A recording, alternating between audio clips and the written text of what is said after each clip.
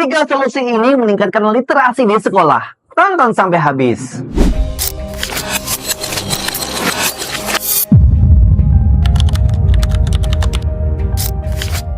Setiap anak terlahir dengan rasa ingin tahu yang besar. Mereka suka bertanya, membayangkan, dan berpetualang. Tapi pertanyaannya adalah apakah sekolah sudah jadi tempat yang menyuburkan rasa ingin tahu itu? Di balik kata literasi tersembunyi kekuatan untuk berpikir kritis, bermimpi lebih jauh, dan menyusun masa depan. Tapi kenyataannya di banyak sekolah literasi masih jadi PR besar kita semua. Menurut laporan PISA tahun 2018 dari OECD, Indonesia menempati peringkat ke-62 dari 70 negara dalam kemampuan membaca. Itu artinya mayoritas siswa kita kesulitan memahami makna teks sederhana, apalagi berpikir kritis dari bacaan. Riset dari Perpustakaan Nasional tahun 2016 juga menyebutkan rata-rata orang Indonesia hanya membaca 1 buku dalam setahun. Sementara akses internet dan media sosial meningkat tajam. Banyak siswa lebih akrab dengan scroll TikTok daripada membuka halaman buku. Tapi, apakah salah mereka? Atau kita belum membuat membaca terasa menyenangkan dan berarti? Literasi rendah bukan hanya soal kemampuan teknik membaca. Ada banyak faktor penyebabnya. Kurangnya kebiasaan membaca di rumah, tidak adanya waktu khusus untuk literasi di sekolah, buku yang tidak relevan dengan usia dan minat anak-anak, guru yang belum diberi pelatihan tentang metode literasi yang menyenangkan. Akhirnya membaca jadi beban, bukan kesenangan. Padahal minat baca tidak tumbuh dari paksaan, tapi dari pengalaman yang membekas dan bermakna. Kabar baiknya adalah kita bisa berubah. Banyak sekolah telah membuktikan bahwa dengan pendekatan yang tepat, anak-anak bisa mencintai membaca.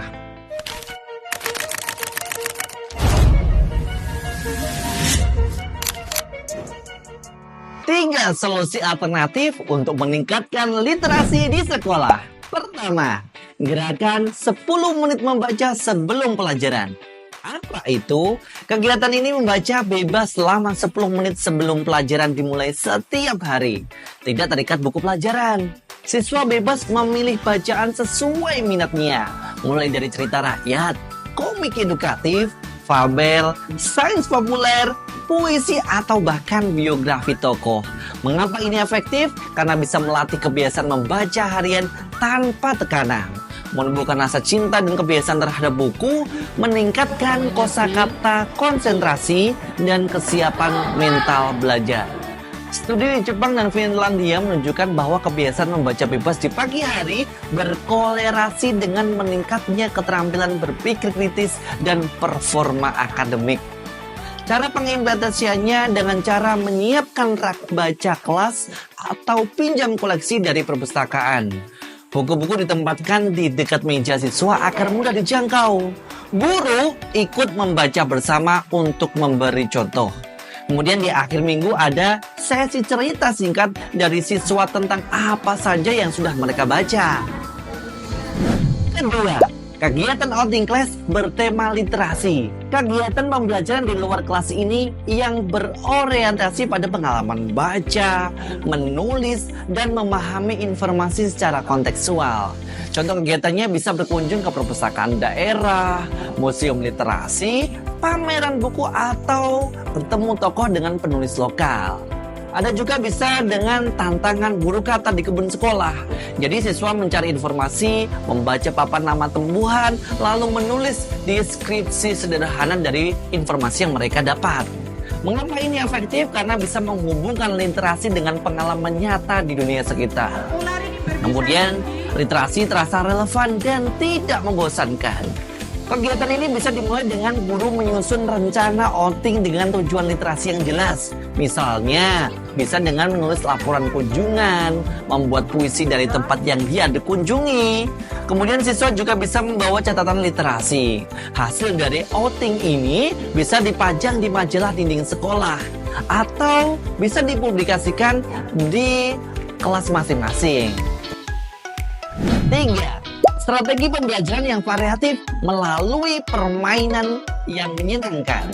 Apa yaitu yakni menerapkan pendekatan edutainment, education, and entertainment.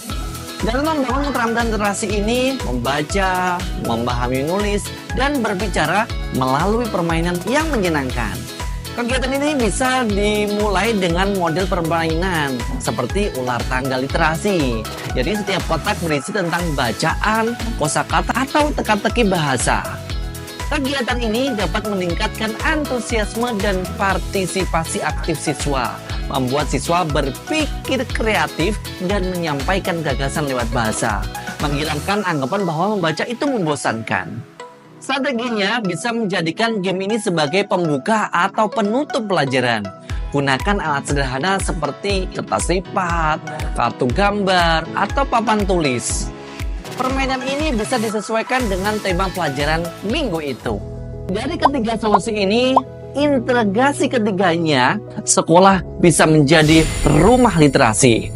Dengan menggabungkannya, sekolah akan mengembangkan budaya literasi yang hidup. Anak-anak akan menganggap membaca bukan sekedar tugas, tapi bagian dari keseharian yang menyenangkan. Meningkatkan literasi bukan soal seberapa banyak buku yang kita punya, tetapi bagaimana kita membuat anak-anak jatuh cinta pada isi buku itu. Yuk kita bangun budaya baca dari pagi pertama di kelas, dari tawa yang lahir dari permainan sederhana, dan dari langkah kecil menuju taman musim atau mungkin kebun sekolah. Karena literasi yang hidup adalah literasi yang dirasakan, dibagikan, dan dinikmati.